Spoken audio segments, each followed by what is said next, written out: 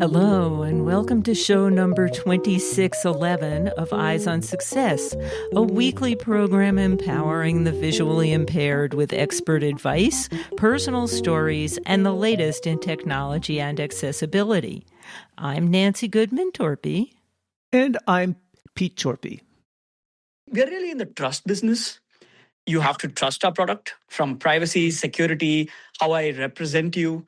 If the product doesn't represent you in a certain way, you're not going to come back to it. And so a lot of the work that's going on right now, working with the community, is to make sure that we don't make these mistakes, and which is why we have to be patient zeros and make sure that it doesn't mess up our email. And that gives us the confidence that it won't mess up yours. And we'll be talking about an AI tool that is aimed at helping you with your emails. LUMIN is a voice-driven AI tool created to help people who are visually impaired manage email more easily.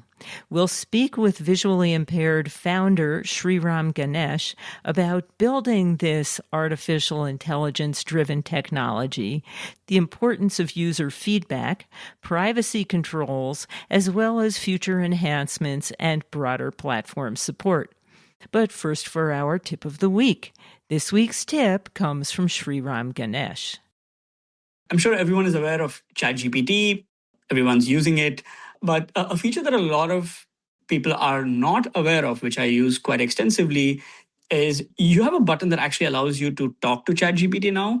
And within that button, you have the ability to share your screen on your iPhone.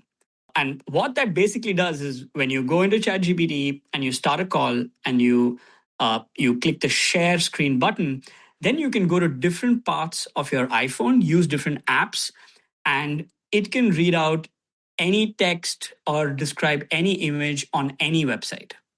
So once you turn it on, you can swipe up, let it go to the background, and then say you open up Chrome, and within Chrome, you go to a website.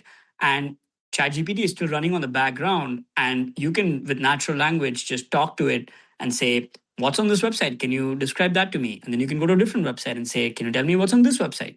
And that's one way that I've found to naturally be able to talk to different web pages, etc., just by using the ChatGPT app. I use it all the time.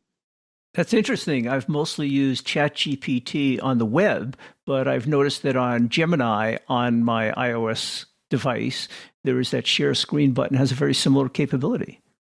Absolutely. And I think it's one of those things which has the ability to make a large part of your phone and context accessible. It's a much better experience than just voiceover.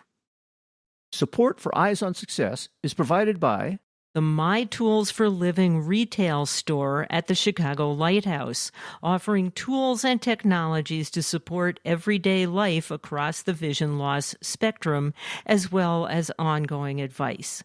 More information is available at mytoolsforliving.com. You are listening to Eyes on Success. Success, success, success, success, success. Let's start by meeting Sriram. Hi, everyone. My name is Sriram Ganesh. I'm an engineer and entrepreneur based out of San Francisco. A few years ago, I was diagnosed with cone rod dystrophy, which was a retinal condition. That inspired me to think deeply about the assistive technology space. And a couple of months ago, I founded a company called LUMIN. LUMIN is a voice-based app that allows you to talk to your emails and your calendar just by speaking. You ask LUMIN questions, it answers back. And the core of this innovation came from my own struggle and wanting to make a difference in the space. So you mentioned that your vision is decreasing and you've got cone rod dystrophy. What level of vision do you have at this point? It mostly affects my central vision. And so my central vision is quite weak. And even though I'm able to perceive colors and I'm able to, move around in the physical world, the digital world, reading text, etc., is where I have the most trouble. This sounds like a pretty sophisticated project. What was your background before you got into this? How did you develop the skills to be able to do this kind of project? My training is as a computer engineer. And so I've always built software. I've had the privilege of building a couple of companies so far, one of which got acquired a few years ago by a larger company. And so my training, as well as what I'm incredibly passionate about, is building digital products. And over the last few years, I've also really been working in the machine learning and AI space, which has become quite a bit of a buzz right now. And those skills come to use when you want to create products in like the one that I'm talking about. And you mentioned that because you're losing your central vision, that makes it particularly hard to read text, particularly long form text, like in an email or a document. So tell us a little bit about how Lumin addresses that need for you. Yeah, when I started losing my vision, the first thing it impacted was the ability to read small text, as a lot of our listeners can also attest to it. When you start losing your central vision, it deeply impacts how you read. I started using assistive technologies like magnifiers. I even tried screen readers. But over time, as my cone rod dystrophy progressed and it became a little worse, the text couldn't be any bigger. I couldn't zoom in as much. And so I was really looking for a completely different modality to be able to interact with this text. We've all used, or we are aware of how screen readers work, and they're incredibly useful. But I always felt that they were incredibly linear. And so I could only go from the top to the bottom or left to the right. I couldn't actually jump to the information that I wanted to. It is hard to jump around and scan with a screen reader, isn't it? Absolutely. You essentially have to go in a fixed path to get to where you want to get to. So if I want to open an email or a document, first I have to figure out what that document's called. Then I have to navigate to something like Google Drive, then search for it, and then open it up, and then navigate through it line by line. And something, as I'm even just talking about it, something like this would have easily taken me a few minutes, even though the main job that I wanted to do was actually just edit a document. And so the question that we asked was, what would it take for us to be able to read and write just by speaking and listening? What we thought of was, imagine if Siri actually worked, and if you can just with natural conversation say, hey, I want to open up document ABC, and it understood what you're saying, and it actually opened it up, and it said, sure, I'd be happy to read it out to you. That was the interface that we were thinking of, almost science fiction like Jarvis, if some of us have watched Iron Man. But that was the whole idea. And as we saw that the technology was getting better, we had the confidence that we can actually make it and make lives better. So I gather you started this project by addressing the email problem. Can you give like a quick description or demonstration of the interaction that you would have with your email in order to ingest a note that you might have received? Oh, absolutely. The core of how Lumin works, Lumin is an app that sits on your iPhone. The app only has one button, which says start the call. And it almost functions like a phone call. So the moment the call is connected, you actually start speaking to Lumin.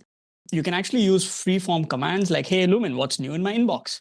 Lumin will identify the most recent emails, read them out to you, summarize them. And the big difference is that you can actually take actions. You can say, hey, Lumin, delete the first email and respond back to the second email by saying thank you, and we'll get in touch with you soon. And this back and forth interaction, along with actually taking action on your inbox and being able to triage it, has been the core experience that we've invented.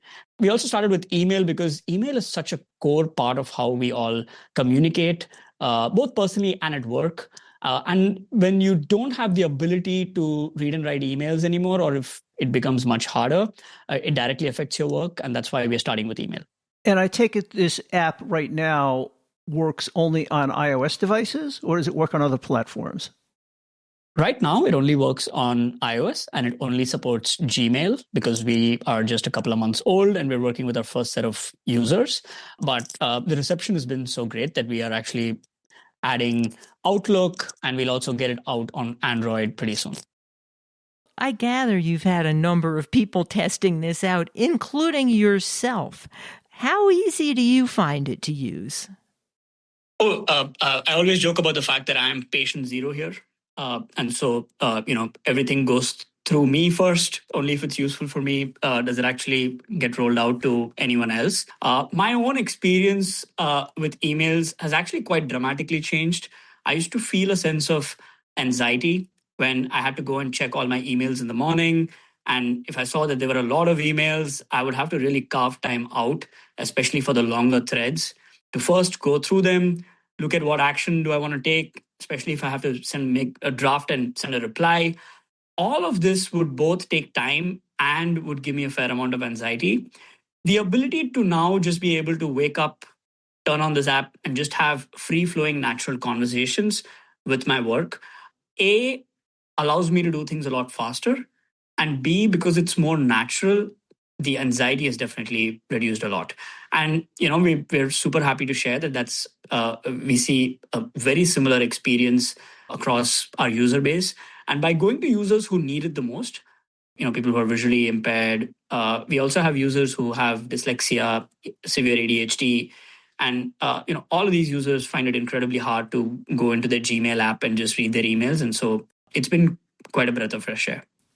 I think that's really interesting that you say you're developing this with you in mind as patient zero, as you put it, because as we've said many times on this show before, products and services developed by people with visual impairments will work better for them. If it's developed by a sighted person, they don't have real insight into how other people might be wanting to use their applications or services. Absolutely.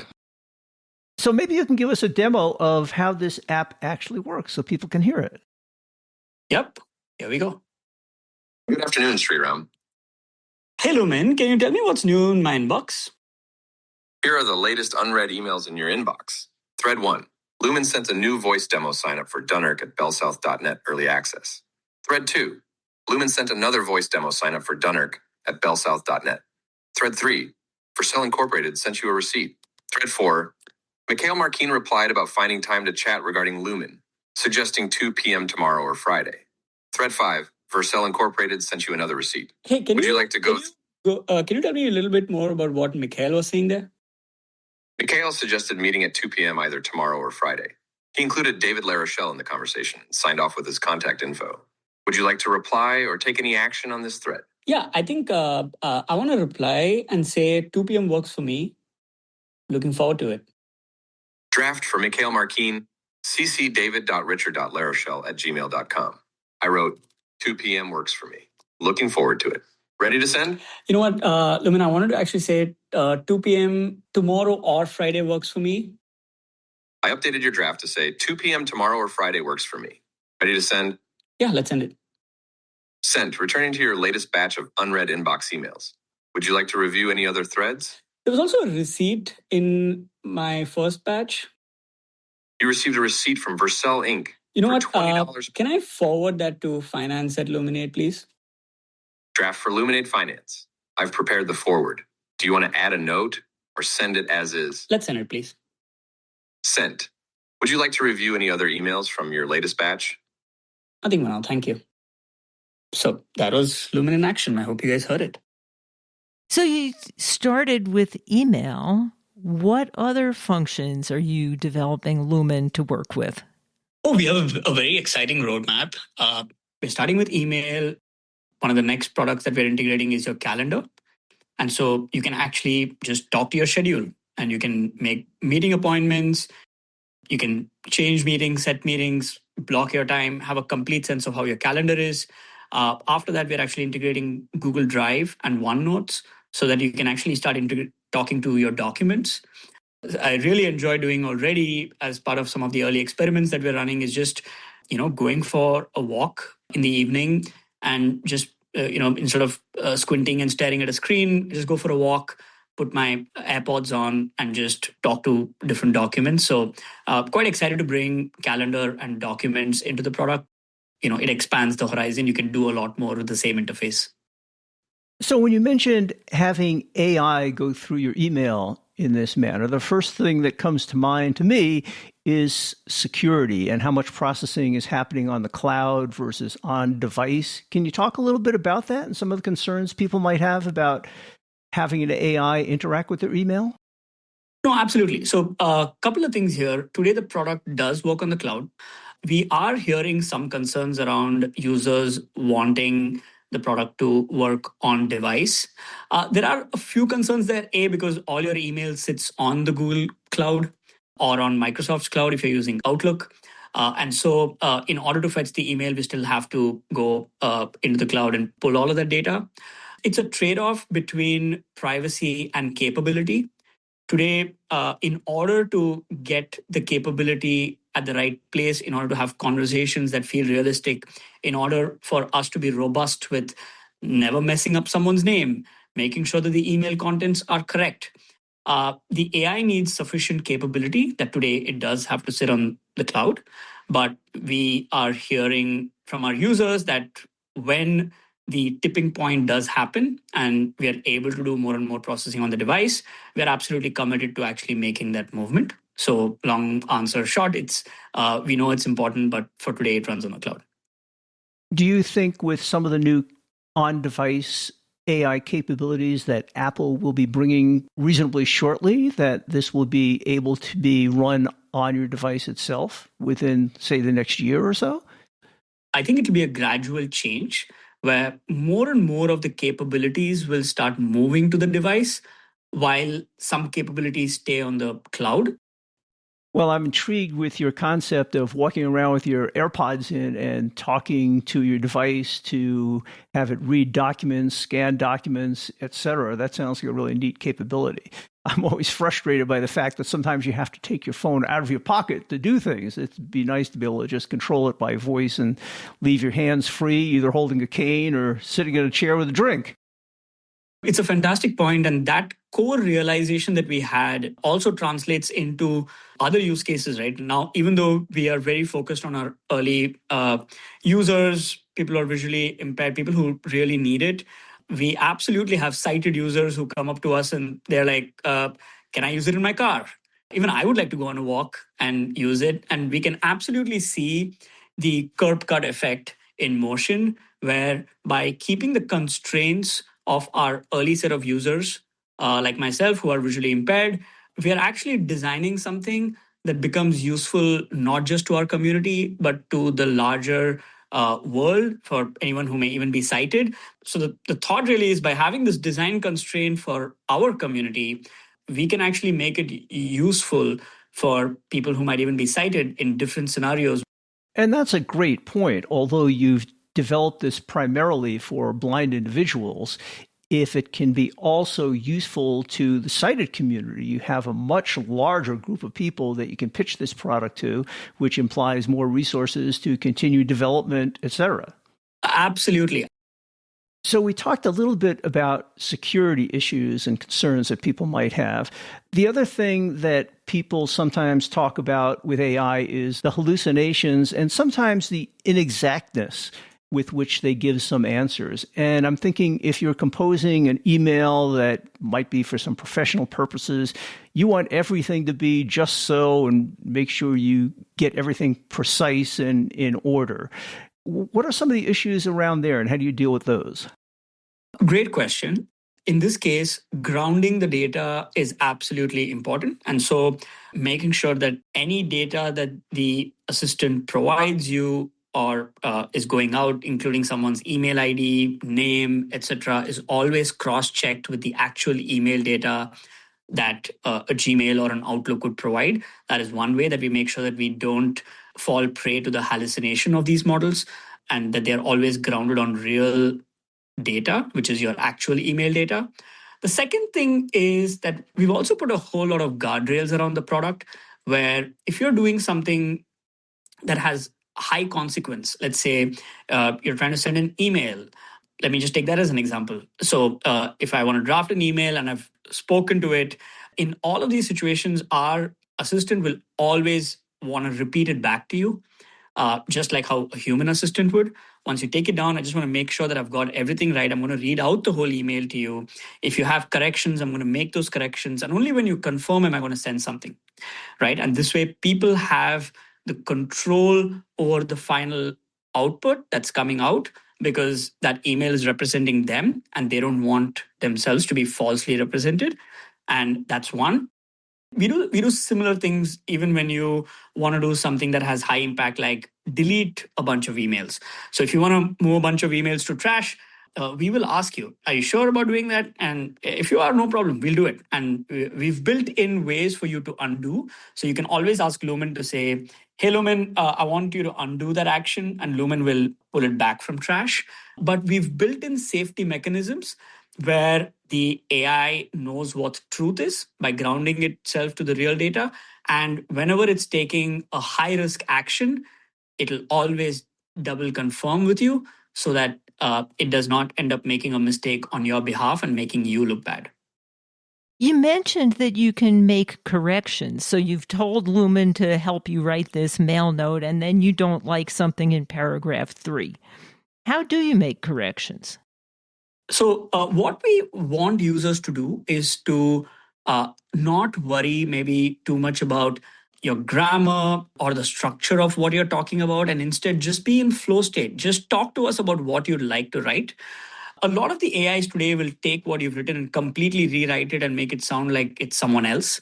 We are very cognizant of that, and our aim is to not change your voice. Instead, what we do is we just make subtle corrections. We format it properly, we fix any minor grammatical errors, etc., so that even though you're the one speaking into the device, when someone else actually reads it on their Gmail client, it feels like it is sent by you and it looks error free. And so when we repeat the email back to you, Lumin will say, hey, listen, I've made some subtle corrections. Let me know if this works for you. If not, I'm happy to make changes that you tell me. So Lumin will just make the slightest amount of corrections, because when you speak, for example, you use ums and ahs, and sometimes, as I'm thinking, I might repeat myself a couple of times, but that doesn't look very good in a written email. And so Lumin will make sure that those corrections happen, but it'll read it back to you, and once you're okay, it'll send it out. So you kind of went by pretty quickly that you want your emails going out to sound like they're written by you. Do you train Lumin to use kind of your writing style?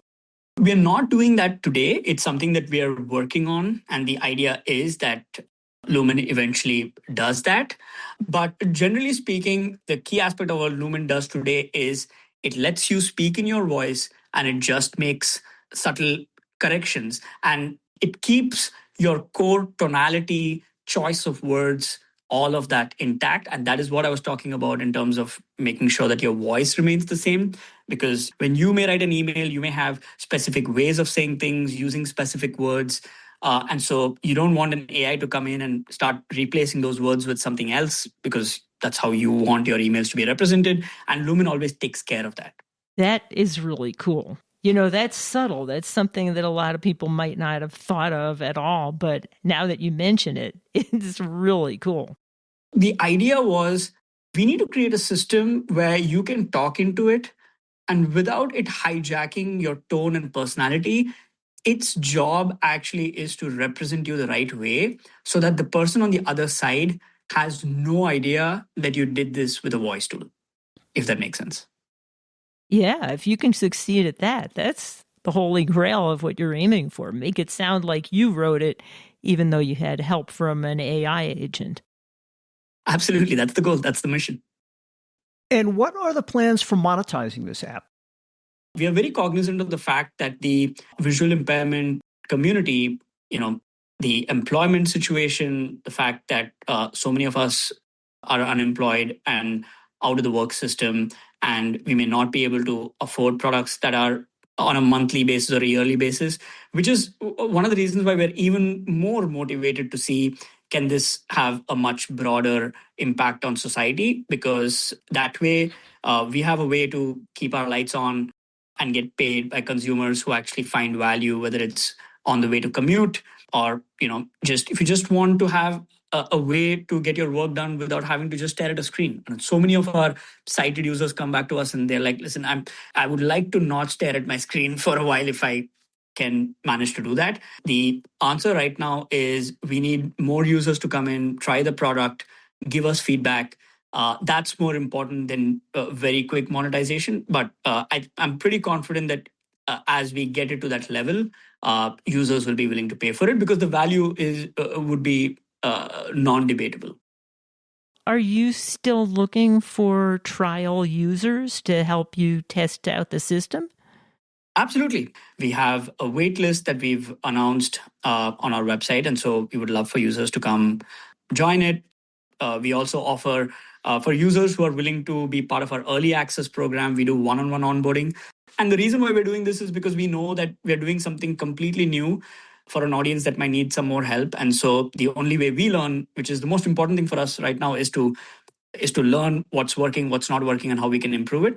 And we are growing our wait list to be able to help us do that. So if people want to find out more about the app and your company, where would you direct them? You can go onto our website. It's very simple. It's Lumin, LUMIN.email, EMAIL. So you go to lumin.email, and the website is incredibly simple. We also have a way for you to try out Lumin even without connecting your email. So the website just has a try Lumin button as well as a place to enter your email. So one of us can get in touch with you. And we'd encourage your users to come join the waitlist. Do you have an email address if somebody wants to contact you? Absolutely. It's Sriram, SRIRAM, @LUMINADE, luminade.ai. Do you have a social media presence? Absolutely. You can find me on LinkedIn. My handle is Sriram Ganesh. That's SRIRAM GANESH. And it's the same on X.